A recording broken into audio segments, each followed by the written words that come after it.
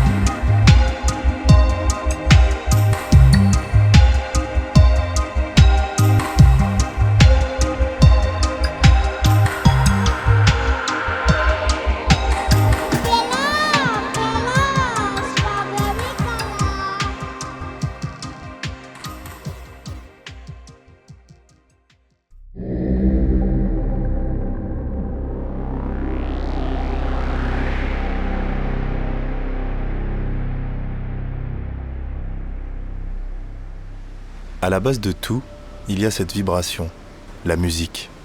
Elle nous fait vaciller au bord de ce que nous sommes. Ces rythmes nous habitent, transportent l'esprit et imprègnent les corps. Dans les veines de cette musique coule le sable de Goa. Et des synthétiseurs ondulent au bout de ses doigts. Dans sa bouche, un cri d'amour comme un vol d'oiseaux de l'Occident à l'Orient. L'histoire commence à la fin des années 60. Le mouvement hippie s'essouffle. L'utopie n'en est finalement qu'une et la réalité se rappelle à toute une génération. Une frange de la communauté s'exile en Inde, destination favorite de tous les utopistes, pacifistes et fêtards de l'époque. Elle va trouver son Eldorado sur les plages de Goa. Il est alors question de rebâtir un idéal culturel impossible à tenir en Occident. Ces plages paradisiaques vont devenir un véritable laboratoire à ciel ouvert. On y expérimente les valeurs de pleine conscience, d'ouverture et de partage, de lâcher prise et de fête libre, de respect de l'autre et du vivant. Ici, on découvre la spiritualité et les sonorités indiennes. L'hédonisme de la fête rencontre la piété et le questionnement spirituel. Les premières fêtes résonnent sur la plage d'Anjuna. À l'époque, on y entend encore majoritairement du rock psychédélique, avec des groupes comme Grateful Dead, The Doors, The Eagles ou Pink Floyd. Dans les années 80, un grand bouleversement s'opère. C'est l'arrivée de la Roland TB-303, le synthétiseur qui donnera naissance à l'acid house et aux premières musiques techno. Ainsi, ces inspirations vont fusionner pour créer une musique typique aux fêtes de Goa. La trance psychédélique vient de naître.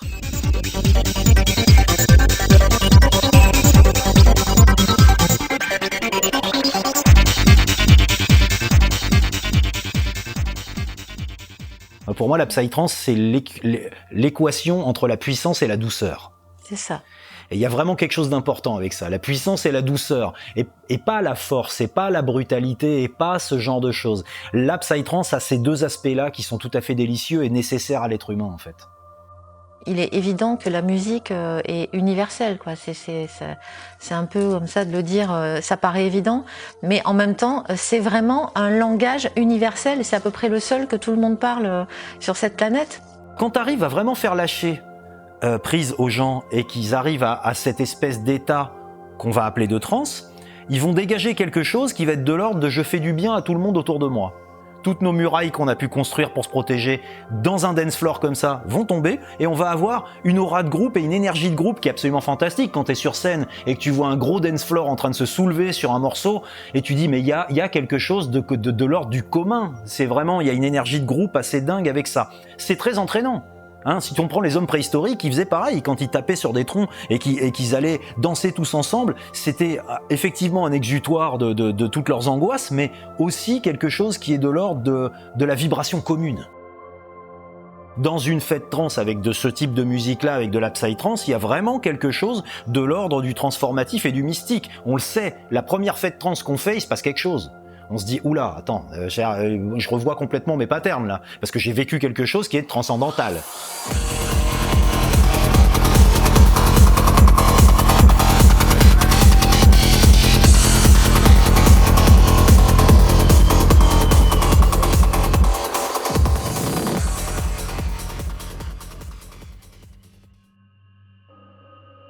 Depuis sa naissance, l'univers musical de la psytrance est lié à son univers visuel. Les deux sont indissociables. Les décorations et l'esthétisme psychédélique sont une composante fondamentale. Ils participent à l'immersion et au voyage intérieur du public dans les événements. Tout cela a beaucoup évolué en quelques décennies, passant des string art fluo aux gigantesques designs actuels. À présent, les décorations mêlent lumière, structure scénographique et vidéo mapping. Elles sont en fait devenues un ensemble complexe de différents métiers et de techniques spécialisées. Du coup, une soirée, voilà, c'est pas juste des enceintes et de la musique avec un DJ qui joue, et c'est vraiment un ensemble et puis une symbiose entre la musique, entre la lumière, la scénographie et puis la déco, quoi. Quand on regarde les premiers festivals psytrance, les premiers Vouv et les premiers Ozora, où t'avais 4 pauvres tentures qui étaient sur des décorations un peu fluo, les premiers gonflables, et les premiers bouts de lycra qui sont arrivés, c'est pareil, qui ont été révolutionnaires, quoi. Et puis tout ce côté ultra fluo, il a vachement changé depuis, quoi. Et puis avec des gros festivals comme Tomorrowland qui sont arrivés et puis qui ont imposé un style d'énorme scénographique dans le milieu électro. Voilà, ça a aussi lancé des modes comme le boom a pu le faire aussi avec ses structures architecturales complètement démentes. Durant les fêtes, deux mondes se côtoient, telles les deux faces d'une même pièce. Plus l'astre solaire décline et plus le festival change de peau. Durant cette mue, les scénographies prennent vie et s'illuminent. Gare aux non-initiés. Les esprits s'invitent dans la danse, la trance s'exprime pleinement. À l'heure des loups, la dark psy tambourine sur les dance floors géants. Elle s'immisce dans l'âme des noctambules, à grand renfort de mélodies sorties du sous-bois. Les pieds frappent puissamment le sol au rythme des basses qui ronflent, soulevant d'épais nuages de poussière. Les DJ sont des chamans, remuant les foules, tels des marionnettistes, un sourire au coin des lèvres.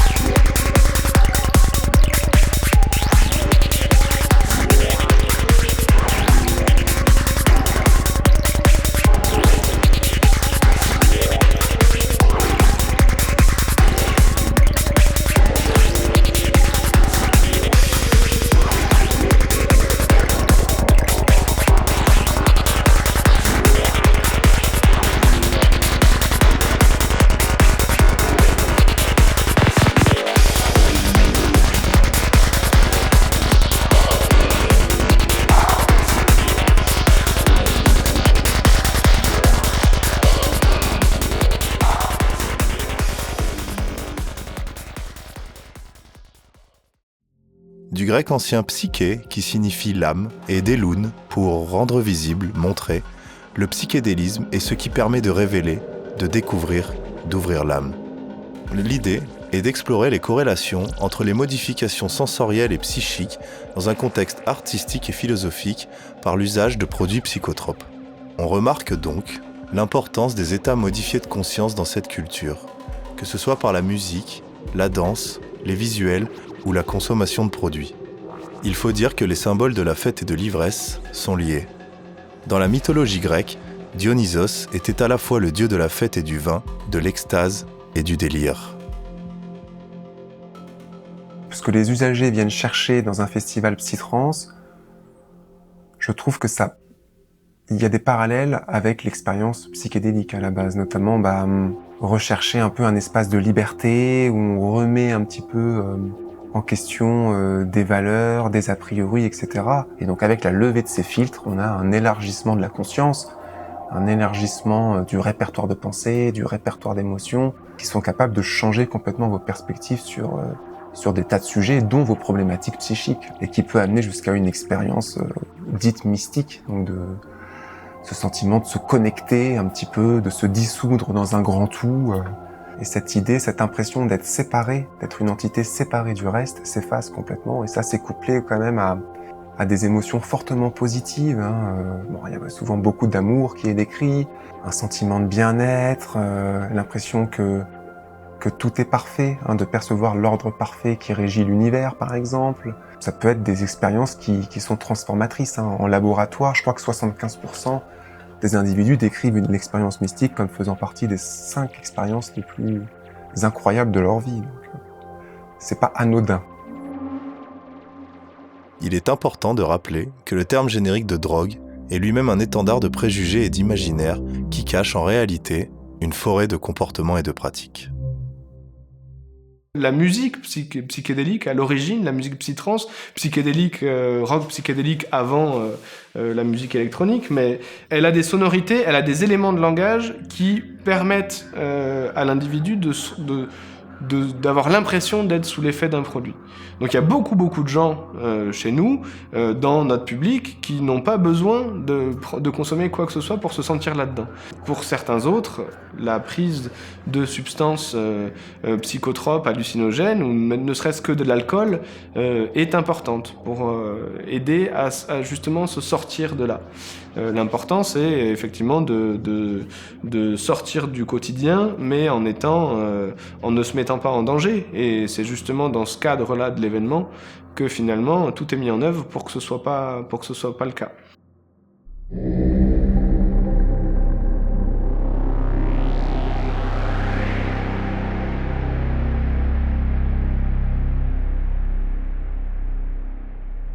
Une fois que les festivals étaient organisés dans le monde entier, les gens ont pris l'habitude de voyager. Moi, mon premier festival, c'était en Australie. Et arrivant en Hongrie, j'ai retrouvé des gens que j'avais rencontrés là-bas, croisés là-bas, et qui étaient aussi. Donc il y avait vraiment une communauté qui se déplaçait d'un endroit à l'autre et qui entretenait cette envie de voyager. Et je me rappelle d'un festival foireux en Grèce. On s'est retrouvés avec les gens qui étaient là sur ce terrain où il n'y avait rien. On était autour du feu, on était 10 ou 12. Mais les 5 continents étaient représentés. Et c'était quand même assez fantastique. Il y avait des gens de partout, il y en était 12. Mais il y avait ce côté de liberté, oui, de liberté et de communauté, de gens qui motivés par les mêmes goûts, les mêmes envies. Et ça comptait aussi beaucoup. Il m'est impossible de vous faire découvrir l'histoire du mouvement psytrance en France sans vous parler de l'association ADRA. Car leurs histoires sont intimement imbriquées. Tout commence en 2001. 3 amis tout droit venus des montagnes iséroises veulent tenter l'expérience de la transe et partent pour un grand voyage en Afrique. Leur but ? S'exiler d'une société trop oppressante et d'un quotidien qui ne convient pas. Ils débarquent au légendaire Solar Eclipse Festival en Zambie, ancêtre du renommé festival Ozora, pour célébrer l'éclipse solaire durant 7 jours de fête. Et c'est précisément là, sous les cieux africains et dans l'énergie de la savane, que la musique les a envoûtés. De retour en Isère, au milieu des montagnes, ils se mettent à caresser le rêve de faire galoper les basses et résonner les mélodies en France. Ils souhaitent qu'un vent de nouveauté balaie les clichés liés aux musiques électroniques, que les mentalités évoluent. Ils étaient habités par une envie tenace, un désir de bousculer les choses, ainsi qu'une profonde volonté de rassembler, de fédérer. Ils se réunissent et décident de fonder une nouvelle association. On était chez Driss, qui avait un petit appartement, et on était une petite équipe, et on cherchait un nom pour cette association. On a cherché plein de noms, du genre Alien, je sais pas, Trans-Alien, Psy, truc, voilà. Et Driss, il a dit non, il faut pas faire comme ça, je propose plutôt ce nom, ADRA, qui fait référence à une transe d'une certaine tribu marocaine. C'est un nom qui sonne bien dans plein de langues et ça me paraît mieux comme nom. Donc on a voté pour ce nom-là. Et je pense que c'était un choix judicieux, effectivement. C'est un bon nom, quoi. À la fin de l'été 2001, ADRA était née. Cette nouvelle organisation devait permettre à la musique de faire vibrer ses adeptes lors de fêtes extraordinaires, à la frontière entre le sacré et le profane, des fêtes à la fois primitives et visionnaires. Cette aventure n'aurait pu voir le jour sans le travail d'une personne fondamentale, au tempérament de feu, Driss Bouayad. Il avait grandi au Maroc, puis était venu s'installer à Grenoble. Avec ses amis, friands de musique, il vivait pour la trance. Alors le nom Hadra vient de mes origines marocaines, qui veut dire tout simplement trance en arabe. Toute ma famille est vraiment attachée aux cérémonies, aux tribus des Issawa. Je trouve que c'est vraiment la base, on va dire, et l'origine de la trance psychédélique et électronique qu'on a maintenant. Pour l'objectif, c'était vraiment de pouvoir organiser des événements psy-trance dans la région, sans être obligé de faire 400-500 km, soit d'aller en Suisse, soit d'aller à Paris. On n'avait pas une ambition énorme, c'était juste de pouvoir booker des artistes locaux, permettre la découverte de ce type avec tous ces aspects déco, visuels, qui sont primordiaux vraiment dans ce style musical.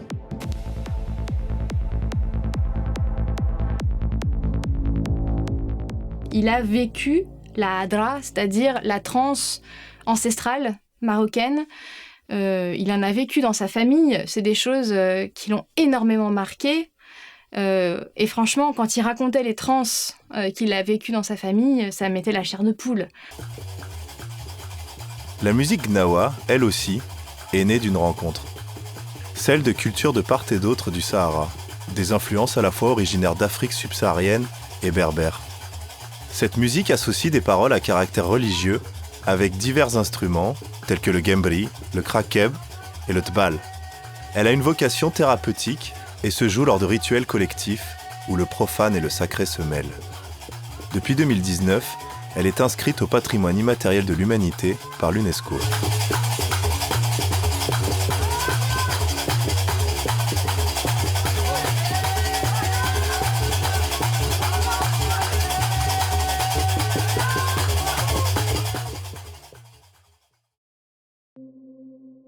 Il faut quand même noter que il avait une pathologie, il avait la mucoviscidose.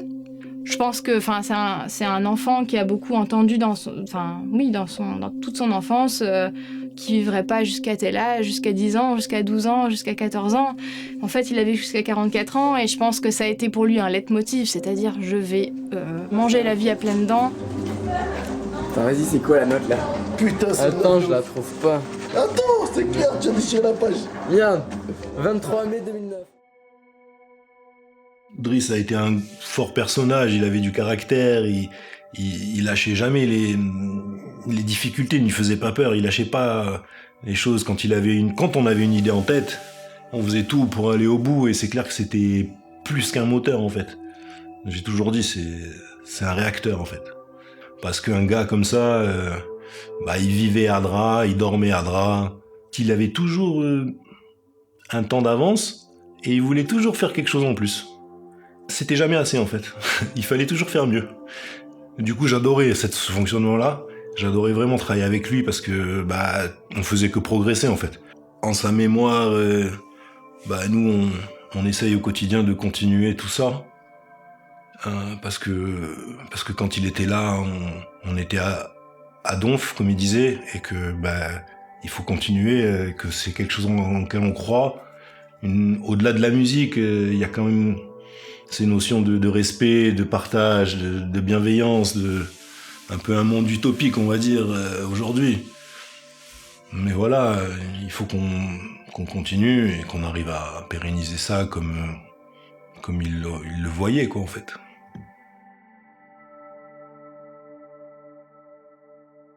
Il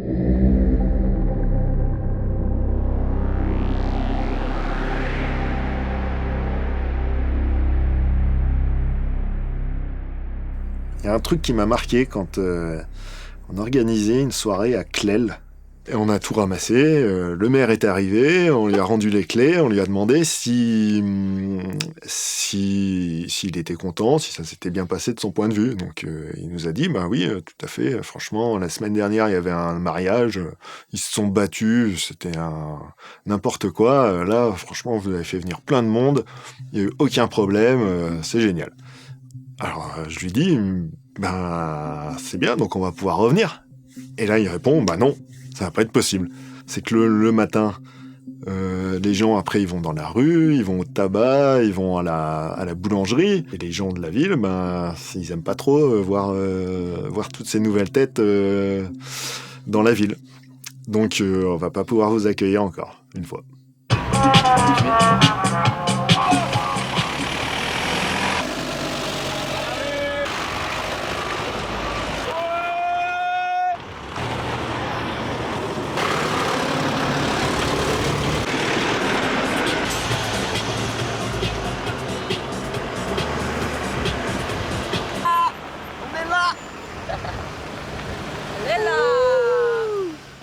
C'était une période où on était en train de monter en puissance, on faisait pas mal de soirées, de plus en plus grosses, et on cherchait comment faire un festival, un lieu pour le festival. Et à cette période-là, il y a des fous qui nous appelaient des fois. On est entouré de fous quand même, donc il y a des fous qui nous appelaient pour nous proposer des choses, de faire des choses. Donc il y en avait un qui nous avait appelé pour... il voulait nous faire un truc genre le 14 juillet à Nice, aller jouer avec Chirac à côté, faire des trucs complètement improbables, mais et un jour je reçois un coup de fil d'un mec qui dit salut, j'ai un lieu pour organiser un festival, c'est dans les Hautes-Alpes, si ça vous intéresse. Je me suis dit c'est encore un fou quoi. Dans une station de ski en plus il voulait faire ça, donc c'était un fou quoi. Il est revenu à l'attaque, c'était Manu des Hautes-Alpes. Alors on s'est dit peut-être qu'il est pas fou ce mec, on va quand même aller voir. Et donc on est allé voir dans les Hautes-Alpes. Il nous a emmenés en haut d'une station de ski. Il y avait de la neige, on était dans le télésiège, on avait froid, on voyait la neige partout. Et il dit voilà, on va organiser le festival ici si ça vous dit. On s'est dit c'est mort, il est fou quoi. Et là il s'est retourné, il nous a retrouvé un autre site, Chorges, au-dessus du lac de Serpenson. Et ça a pu se faire là-bas. 6 hectares dans la montagne, 2 scènes distinctes, la musique trans, peu connue dans l'Hexagone, va bénéficier à Chorges d'une occasion de montrer ce qu'elle est. Musicalement, c'est l'héritière du style électronique trans-goa de la fin des années 80 en Inde. Sociologiquement, elle se place à l'opposé de l'image négative des raves et free parties. Chaque jour, on essaie d'expliquer que ce n'est pas un technival qu'on organise, mais plutôt un festival électronique avec des artistes qui viennent d'Israël, de Mexique, d'Espagne, de Suisse, d'Italie, etc. Et on paye la SACEM, on déclare des artistes. Je veux dire, aujourd'hui, on est un festival comme n'importe lequel.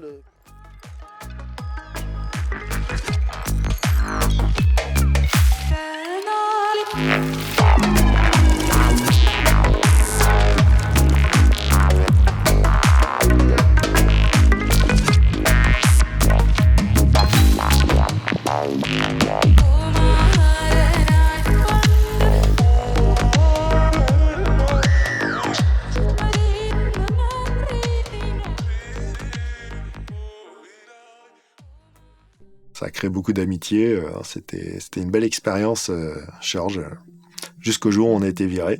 Comme souvent, ça arrive, c'est un changement de maire, élection, et donc le nouveau décide de nous virer, quoi.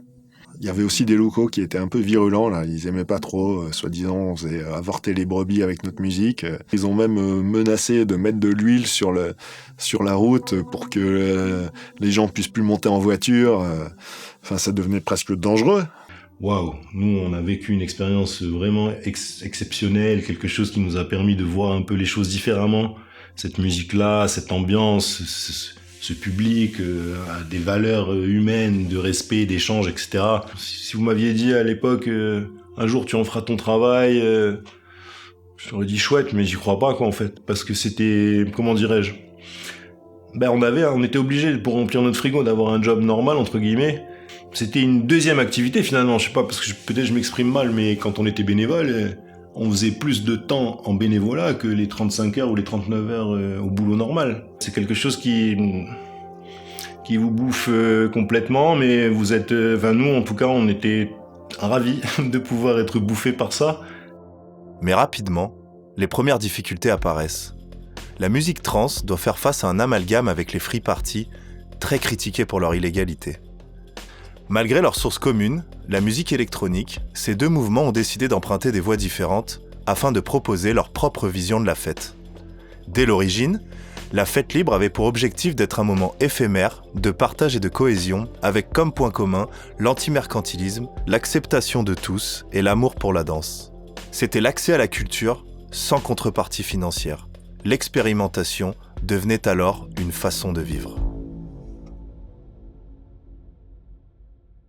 Au début d'Adra, on avait des cousins, c'était les gens des free parties. Le mouvement des free parties est varié quand même. Et donc en début des années 2000, je pense qu'il s'est durci. Et donc certains, les free parties, après, sont allés chez nous, parce qu'ils retrouvaient un état d'esprit, quelque chose de plus relaxé, de plus bienveillant peut-être chez nous. Je pense que des personnes qui viennent plus de la free party ont l'impression que de se ranger que de rentrer dans un cadre, c'est un échec. Personnellement, je parle vraiment pour moi, je pense que d'être dans le cadre de la loi, au contraire, ça nous donne plus de liberté. Au final, on prend les services de l'État, on prend les organisateurs, on prend les bénévoles, on va tous dans le même sens. On veut que l'événement se passe bien, que chacun puisse avoir son espace de liberté, sans, et c'est bien la définition de la liberté, sans empiéter sur la liberté de quelqu'un d'autre. Les services de l'État, ils sont pas contre que les festivaliers aient leur espace de liberté. Eux, ils ont les lois, ils ont des questions techniques, il y a des choses à respecter, mais ça n'empêche pas qu'il y ait des espaces de liberté, en fait. Tout ça n'est pas du tout antinomique. C'est pas parce qu'on est carré qu'on perd l'esprit, c'est pas parce qu'on est dans l'esprit qu'on n'est pas carré.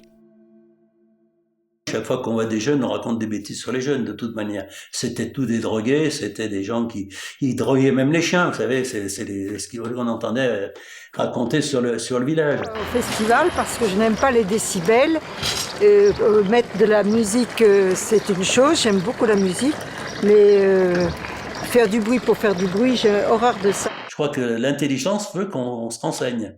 Alors après, on est d'accord ou pas d'accord, mais on est d'accord sur des choses qu'on a regardé de près, qu'on a compris ou pas compris. On discute, on dialogue. Je me souviens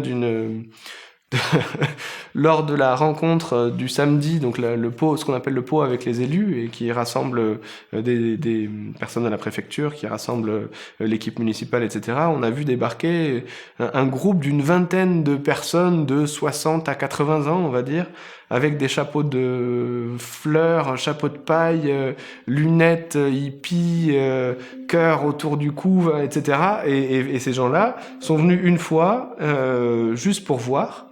Et en fait sont revenus d'année en année, parce qu'ils ont trouvé dans le festival quelque chose qu'ils ne trouvaient pas ailleurs, et une acceptation de eux pour ce qu'ils étaient, pour leur âge, pour leurs origines sociales, professionnelles, peu importe, dans le sens où ils étaient accueillis comme ils étaient. Bonjour messieurs dames, nous sommes en direct de l'Adra Festival, où se réunissent chaque année des milliers de personnes venues de toute la France pour taper du pied devant de la musique trans. L'histoire est un cycle qui se répète. Chaque nouvelle génération se confronte à l'incompréhension de la précédente. Et malgré toutes ses qualités, la musique psy-trans, et la musique électronique de manière générale, se heurtent à une vision critique du grand public. Tout un pan de cette culture reste méconnu et enfermé dans les stéréotypes. De ce fait, il est difficile de vivre de cet art. Est-ce que les artistes vivent de leur musique ? Non.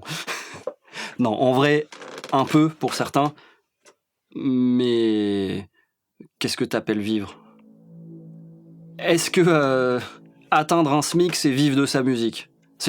Mais pour plein d'autres gens, c'est aussi c'est survivre, c'est même pas survivre de sa musique. Oui, il y a plein d'artistes qui le font. Un artiste, on va dire, il est payé sur scène pour une performance, mais sauf qu'en fait, la personne qui est sur scène, c'est pas un performeur, c'est le compositeur qui vient montrer sa musique. Parce que c'est sa seule manière qu'il a d'en vivre, en fait. On peut pas se dire, je suis artiste psy-trans, mais par contre, jouer, ça m'intéresse pas. Les DJ ont qu'à jouer mes super morceaux, etc. Et moi, je vais pouvoir vivre de ça. Non, c'est impossible. Un artiste qui compose et qui veut vivre de sa musique est obligé de performer.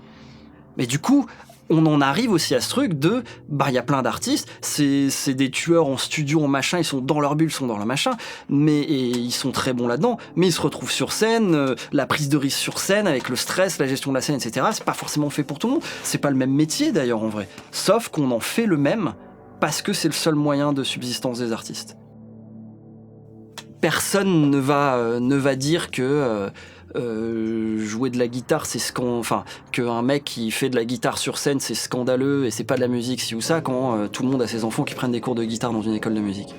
C'est parce que c'est reconnu comme étant quelque chose qu'on peut apprendre. C'est qu'il mérite d'être enseignable et c'est qu'on le met dans le socle des connaissances communes qu'on a envie de transmettre aux générations d'après. Quelque chose dont il n'y a pas de diplôme, il n'y a pas de certification, il n'y a pas de truc. Pour l'État et pour la reconnaissance sociale, c'est juste fuck off, vous existez pas, non, c'est pas de l'art, non, c'est pas si. Si on donne des cours de mix un jour au collège, en cours de musique, juste pour dire initiation au mix ou découverte du mixage, des turntablistes, des choses comme ça, qu'on le fait par exemple, que c'est mis dans un cours de collège, dans un cours de musique, tout le boulot il aura été fait. Et à ce moment-là, il y aura une autre culture qui bossera avec d'autres moyens, qui seront en termes de merde, comment on fait pour être reconnu, etc. Alors, si je devais décrire la musique psytrance assez simplement, je dirais que c'est une musique qui est définie par son côté répétitif, le fait d'avoir un pied, donc ce qu'on appelle nous dans le jargon un kick, avec des basses qui vont la suivre, qui vont lui répondre, ce qui va donner en fait quelque chose de presque secondaire, qui va donner vraiment tout le fond à cette musique, et tous les sons qui vont être ajoutés par-dessus, qui vont se situer plutôt dans le médium et dans l'aigu, ils vont être très contrastés, très spatiaux, avec beaucoup de dynamique, ce qui va nous permettre d'entendre plein de discussions sonores entre les éléments et nous faire rentrer donc dans un espèce d'état de transe avec quelque chose comme si des synthétiseurs nous parlaient. Si je devais expliquer comment on fait cette musique, je dirais qu'on utilise des instruments qui sont pas des instruments traditionnels, mais des instruments virtuels qui vont essayer de ressembler à des instruments traditionnels. Donc on va essayer d'utiliser un instrument qui va reproduire le pied d'une grosse caisse, par exemple, qui va pour recréer quasiment en fait l'ambiance d'un groupe, mais avec des instruments numériques virtuels. Et ensuite, au milieu, on va raconter une histoire avec d'autres instruments encore qu'on appelle des synthétiseurs, en manipulant les ondes sonores basiques, en les mélangeant, en rajoutant des effets pour créer une histoire et faire créer de la discussion entre tous ces éléments. L'intérêt d'utiliser des instruments virtuels, c'est qu'on peut travailler entre les notes. Alors que sur un instrument classique, la plupart du temps, on est limité aux notes qu'il nous donne.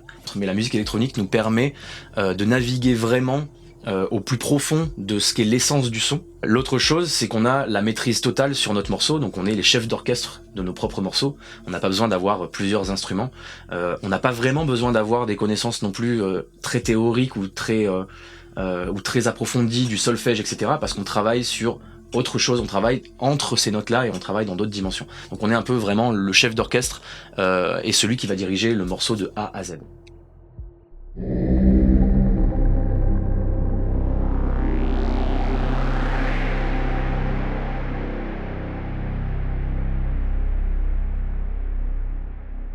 À ses débuts, l'association ADRA trouve ses racines dans l'organisation d'événements. Depuis, elle a constamment évolué dans sa forme, proposant sans cesse de nouvelles branches. Le système associatif, à but non lucratif, repose sur le fait que les dirigeants n'ont pas d'intérêt financier à la gestion de leur structure. Les bénéfices ne sont pas distribués, mais réaffectés à la réalisation de nouveaux projets au service de la musique et de ses adhérents. Mais le but final reste toujours le même, c'est de faire écouter aux gens la psytrance. C'est pas de faire de l'argent. Faire de l'argent, c'est ce qui nous permet de faire de la musique. Donc c'est une grosse machine, mais ce n'est pas une grosse machine pour faire de l'argent, c'est une grosse machine pour faire de la musique.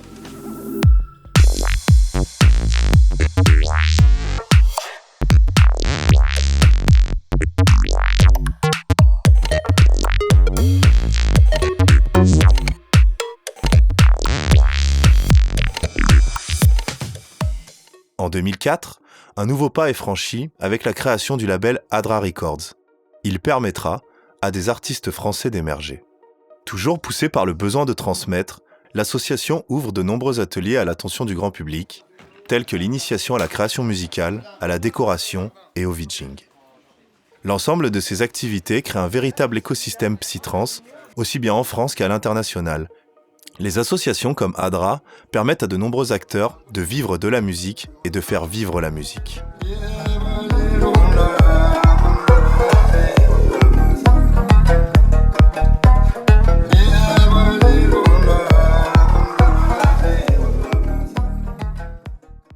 En 2008, le festival migre de Chorges à Pontcharra, mais n'y tiendra qu'une édition. En 2010, il s'installe finalement à l'Anse-en-Vercors où le projet va pouvoir prendre toute son ampleur, accueillant dès ses premières éditions plus de 10 000 spectateurs. Une communauté toujours plus nombreuse répond à l'appel. L'association peut se réjouir des forces vives qui la rejoignent et apportent leur contribution. Au plus fort du festival, c'est une véritable fourmilière de plus de 750 bénévoles qui s'activent. Cette dimension humaine et fédératrice m'a séduite instantanément et insuffle une saveur particulière aux événements de ADRA. En diffusant la culture psytrance, ADRA en a aussi promu et implanté les valeurs.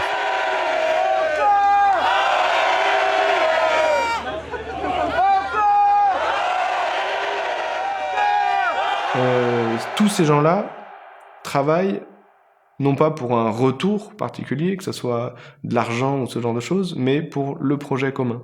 Et je pense qu'effectivement, c'est ça qui fait la spécificité des associations de l'OM 1901 et à l'échelle nationale, sur l'ampleur d'un tel événement, celui de ADRA. Parce qu'effectivement, on retrouve au sein de ce collectif-là des gens qui viennent un petit peu de partout, des gens qui n'ont pas du tout les mêmes influences, pas forcément non plus les mêmes goûts musicaux, et qui finalement se retrouvent autour de ce projet-là comme un projet unique, comme une manière de voir le monde, comme une manière de voir la culture, comme une manière de voir la musique, les échanges entre les individus, l'humain tout simplement au final. C'est comme une colonie de vacances, c'est-à-dire que en fait, on se dit, je crois qu'on se dit, mais qu'est-ce qui peut avoir de l'importance d'autre que ce qu'on vient de faire là ? On a l'impression que tout ce qui est en dehors du festival n'a pas d'importance. On est fatigué, on a envie de rentrer chez soi, mais on a envie de faire traîner sur le lieu où on est, avec les personnes où on est, pourtant qu'on a supporté pendant des semaines. Mais et c'est comme la colo de vacances, quoi. C'est ce truc, il y a un petit cafard de... Et quand on rentre chez soi, c'est dur, on se sent seul et on se dit mais j'ai envie de tous les rappeler et qu'on recommence demain parce qu'en fait, c'est juste la force du collectif.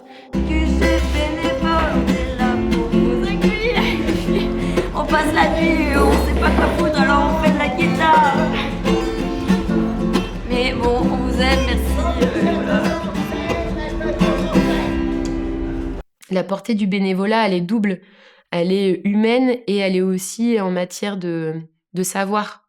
Ça peut te faire prendre confiance, ça peut t'apporter des compétences, ça peut te libérer aussi sur des questions que tu te posais. Est-ce que je suis assez compétent pour être technicien ?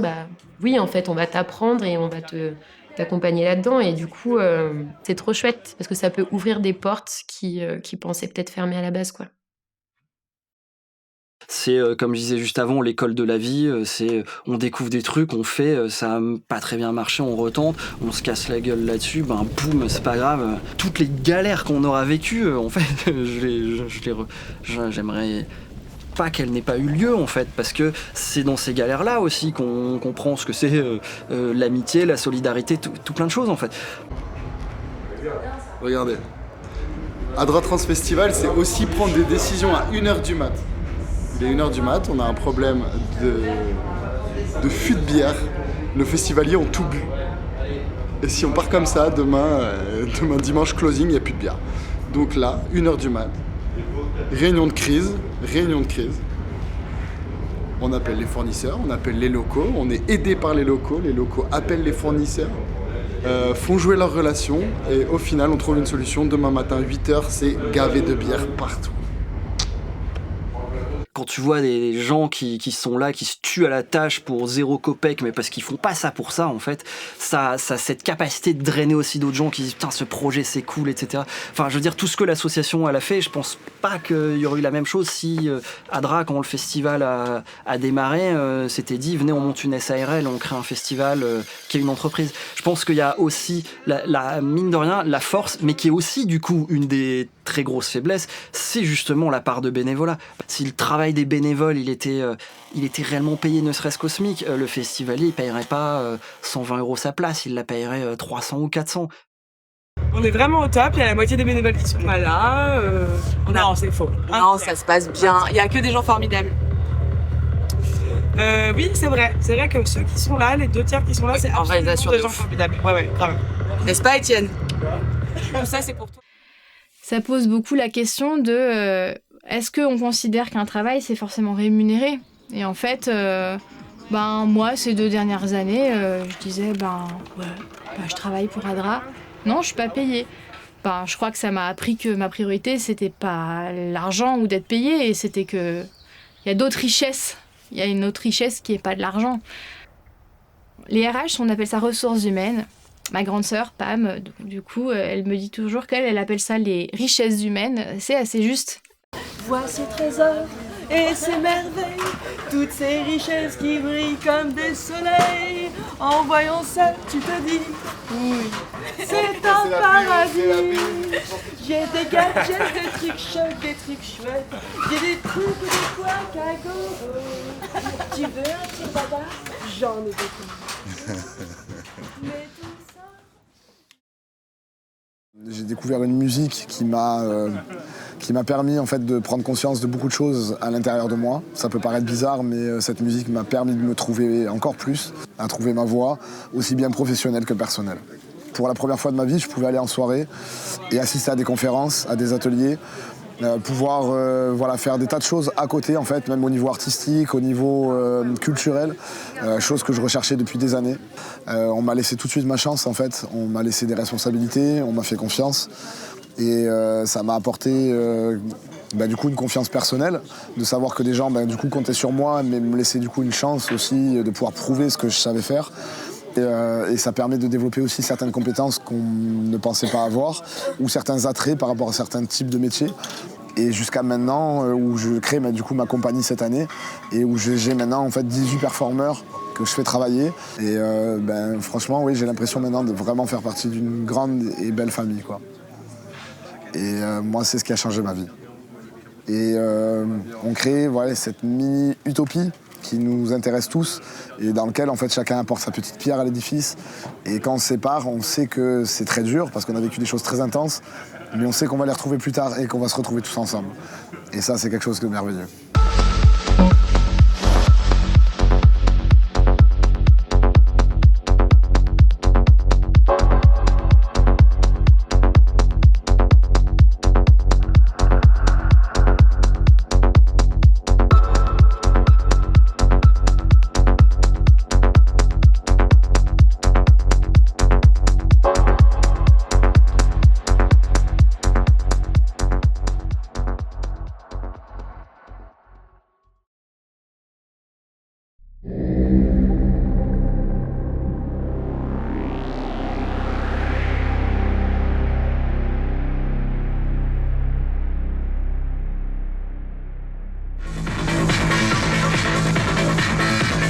Les températures glaciales, la pluie, le brouillard et la gadoue, rien ne leur fait peur.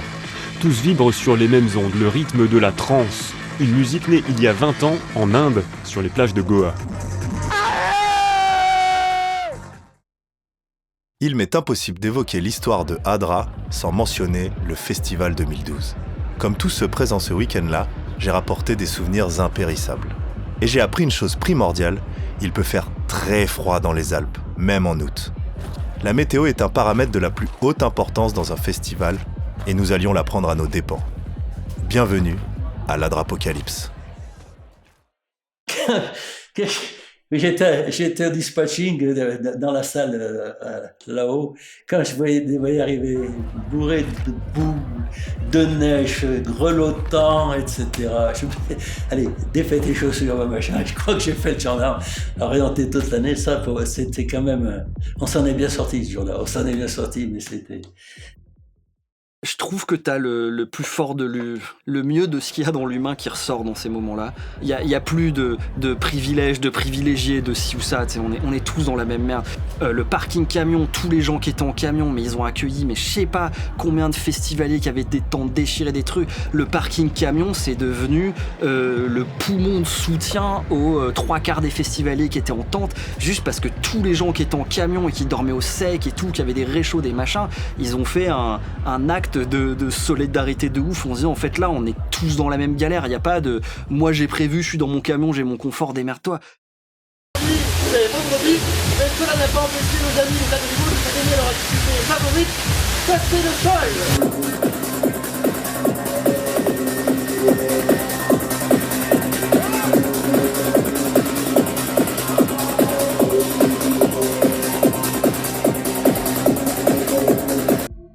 Comme beaucoup, j'ai dit que c'était ma dernière fois. Ouais. Après avoir ma tente qui était remplie avec un matelas gonflable qui flottait sur 40 cm d'eau, j'ai dit je rentre chez moi. C'était les débuts de mon diabète en plus, du coup je gérais super mal et ça a été vraiment catastrophique pour moi. Et ça, plus une météo de merde pendant 10 jours. Le premier soir du festival où rien ne marchait, aucun éclairage. C'était juste une envie d'abandon et... C'est une expérience à vivre, quoi. Et puis maintenant, on en rigole, mais ouais, c'est sûr, sur le coup, on rigolait, moi. Et la joie et la bonne humeur, le lendemain revenu, le terrain était 50 cm plus bas, tellement ça avait été piétiné dans la boue et dans la neige. Mais tout le monde était heureux, et le soleil revenant, on est reparti sur ce festival comme au plus beau jour.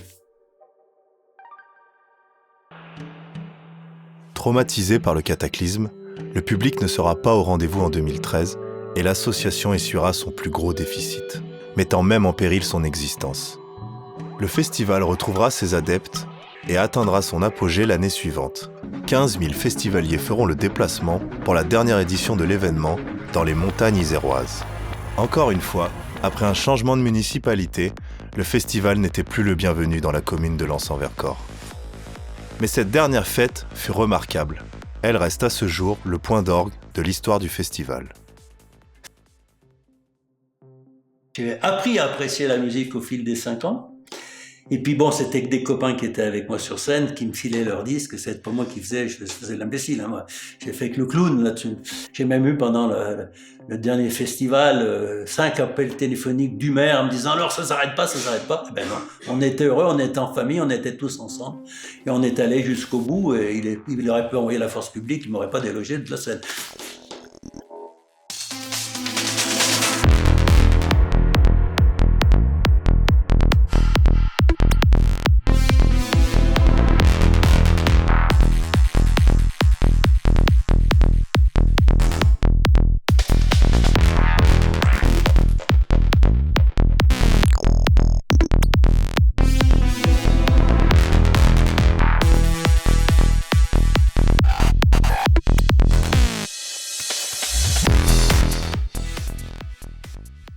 C'est ainsi que, dans la joie et la fatigue humaine, l'association a grandi, essuyant des tempêtes, de la boue, se faisant chasser parfois. Elle tient avec son allié, la musique. Ensemble, elles ont persisté à faire exister des oasis. Depuis 2016, le festival a lieu à Vieur et les relations avec la commune se font dans le dialogue, avec une volonté d'avancer ensemble. Les échanges avec les habitants et l'ancrage dans un lieu sont les bienvenus pour créer un événement plus durable et plus en lien avec un territoire. Pour la deuxième année, le petit village de Vieur dans l'Allier s'est transformé en capitale de la musique trans. Depuis hier soir, le Adra Trans Festival bat son plein 24 heures sur 24 jusqu'à dimanche. Aurélie Albert, Anne-Claire Huette. Pendant 4 jours, la population de Vieur passe de 280 à 7000. Pas de quoi inquiéter les habitants. Moi je dis que c'est bien pour la région, c'est tout. Chacun voit mieux. Moi je suis pas mordu, mais je suis pas contre. Ce matin on n'a rien écouté, on n'écoute rien. C'est. Puis on est un peu loin, 3 km à peu près. Et puis le vent, ça dépend le vent comment qu'il est. Mais pour moi ça me dérange pas. Moi j'aime bien parce que c'est des gens qui ont plutôt bon esprit, qui sont gentils. Sur le festival, il n'y a pas d'accrochage. Si quelqu'un vous bouscule, ils s'excusent. Voilà, ça fait quand même plaisir d'avoir pris des risques et d'avoir combattu un petit peu pour que ça puisse se faire chez nous. On monte sur la scène et que vous avez encore, je ne sais pas combien il restait de personnes, mais 5-6 000 personnes qui vous acclament, et ben ça fait frissonner quand même. Limite les larmes aux yeux. Hein. Ma femme me disait mais Serge, il faut que tu redescendes un peu sur terre, hein, t'es pas Dieu. Hein. Pourtant, j'y crois pas à Dieu, donc, et puis elle non plus. Hein. C'est une expérience un peu particulière, effectivement. Quand on voit toute la foule aux pieds, je dis c'est impressionnant.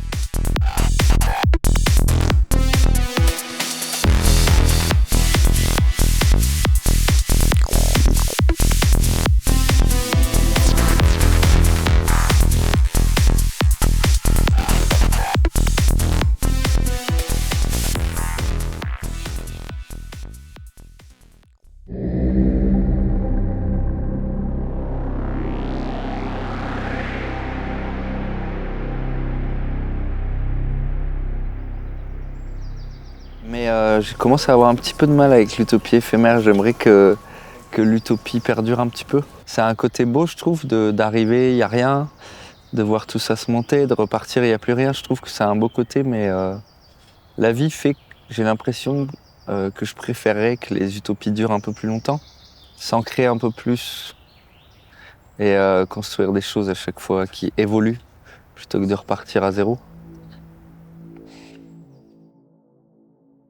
ADRA souhaite éveiller les consciences et sensibiliser le public sur les valeurs fortes portées par ses membres. C'est par le biais des ateliers, des conférences et des carrefours de réflexion que l'association souhaite créer un espace de liberté, d'échange et de partage. L'événement veut impliquer son public, ses équipes, prestataires et bénévoles dans une démarche de développement durable, respecter son environnement, mais aussi le vivant. J'aime beaucoup cette image où un événement, en fait, c'est vraiment une temporalité différente, une bulle, un microcosme dans lequel on va créer la société qu'on aime. Et c'est quelque chose qui peut facilement se faire dans le milieu de la création artistique.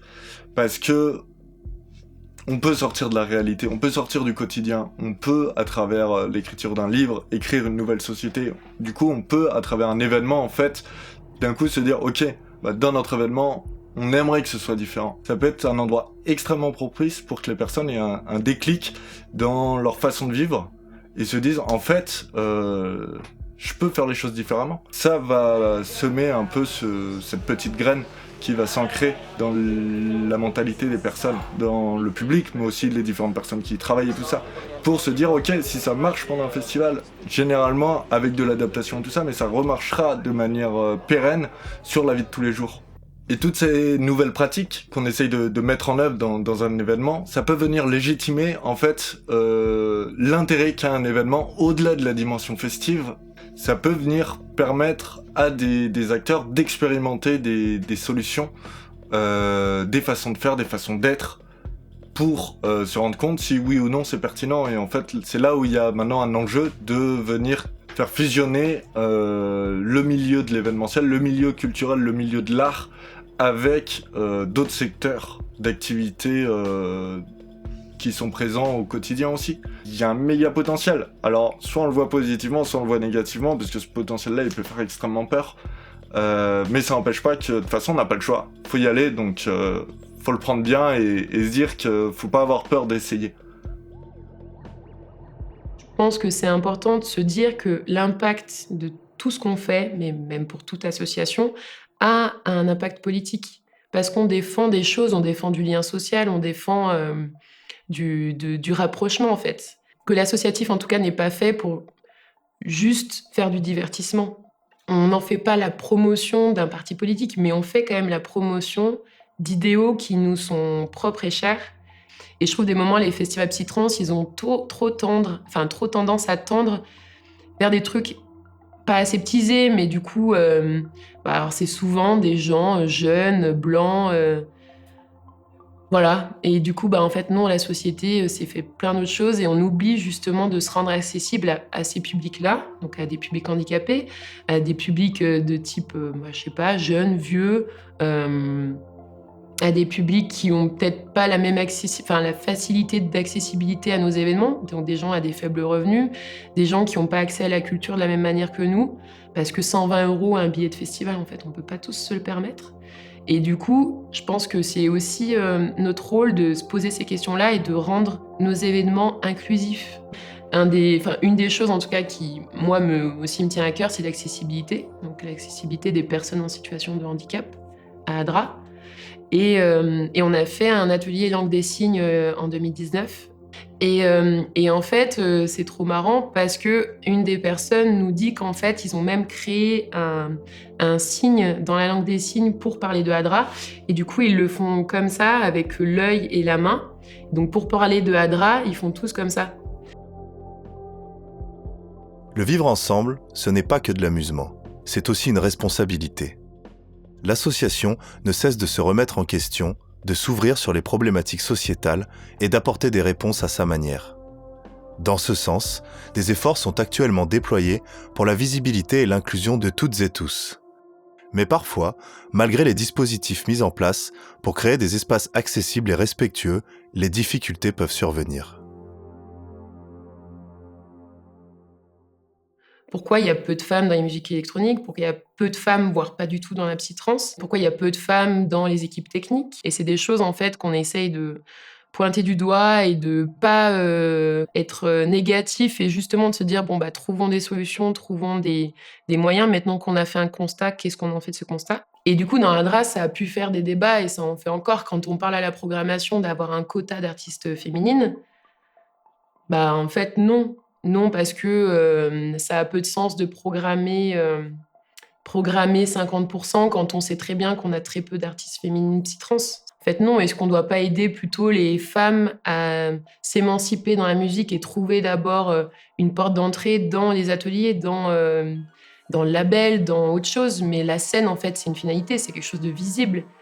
Et après, ça peut être plein de choses. Ça peut être le manque de modèles féminins aussi, qu'en fait, on a été aussi élevés avec les organisateurs. C'est des organisateurs, on ne dit pas des organisatrices. Quand tu es une fille, je pense que tu te poses un peu moins tu te poses beaucoup plus la question, de est-ce que c'est ma place? Et je trouve que notre rôle, c'est justement en tant qu'association, d'être un peu garant de ça, de faire attention et de pousser, en tout cas, les femmes qui se sentent pas légitimes, qui sont pas en confiance ou en tout cas qui doutent, même juste ça, de dire non, en fait, toi aussi t'as ta place et toi aussi t'as des choses à apprendre, mais comme le technicien à côté de toi qui débute en fait. On essaye de faire ADRA, de faire de ADRA, du festival et même des événements, des espaces safe. C'est pas encore gagné, on n'est clairement pas dans un monde de bisounours où tout le monde est gentil avec tout le monde. Et il y a clairement des agissements néfastes. Pourquoi il y a du harcèlement? Pourquoi il y a des frotteurs sur le dance floor? Pourquoi un mec a suivi une fille alors qu'elle partait se coucher? En fait, des questions, on en a eu plein et on en aura sûrement encore plein. Et je pense que c'est des questions de société qu'il faut se poser et qu'on n'arrive pas de toute façon à résoudre maintenant. Mais on essaie en tout cas de mettre en place des choses et il faut que tout le monde soit garant de ça, les hommes comme les femmes en fait, et que les hommes aient conscience qu'ils ont un rôle à jouer là-dedans. On essaie de questionner en fait les gens, de leur dire qu'est-ce que tu penses de la place des femmes dans les musiques électroniques? Est-ce que tu as un avis là-dessus? Est-ce que tu t'es déjà posé la question de est-ce qu'il y a des femmes dans la musique en règle générale? Et pourquoi il y en a peu? Pourquoi il n'y a pas assez de femmes dans ces musiques-là? Que les gens puissent repartir avec ces questionnements et qu'ils puissent les enrichir au quotidien, quoi. Cet espace festif, ok, c'est une bulle, mais après, une fois que tu es sorti de cette bulle, toi aussi, à ta manière, tu peux prôner tout ce que tu as appris au festival et tu peux te l'approprier et tu peux en faire quelque chose de génial, en fait. C'est vraiment un espace-temps à part où beaucoup de gens se libèrent sur leur tenue vestimentaire, sur leur discours, sur leur corps, leur manière de danser. Donc c'est un espace de soulagement et donc et plus on multipliera ces utopies éphémères et peut-être moins elles seront éphémères et peut-être elles auront plus d'influence justement sur elles seront moins cantonnées à des espaces clos et restreints dans le temps.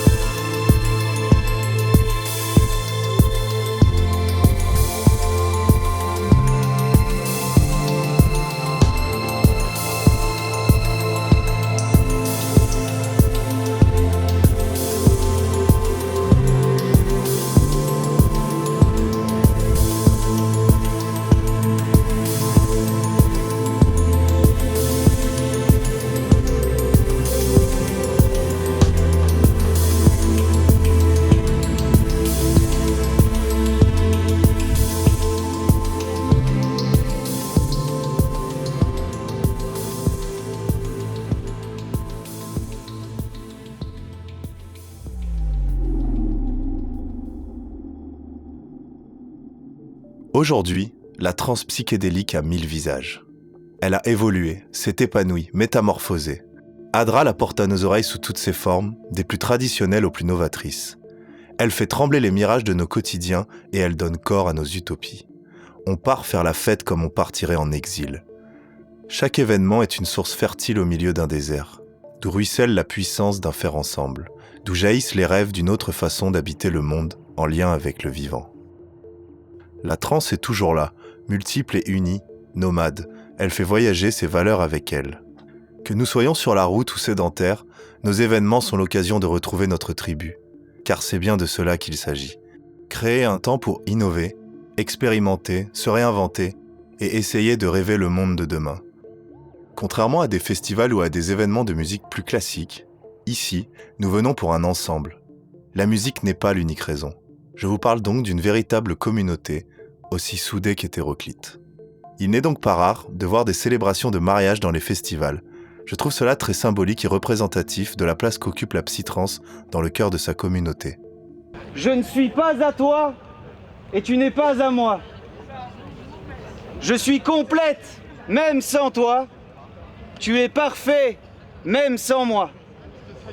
Je ne mourrai pas si tu pars.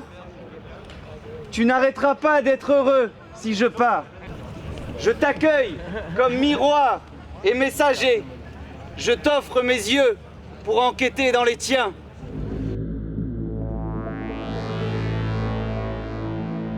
Nous arrivons au terme de ce voyage.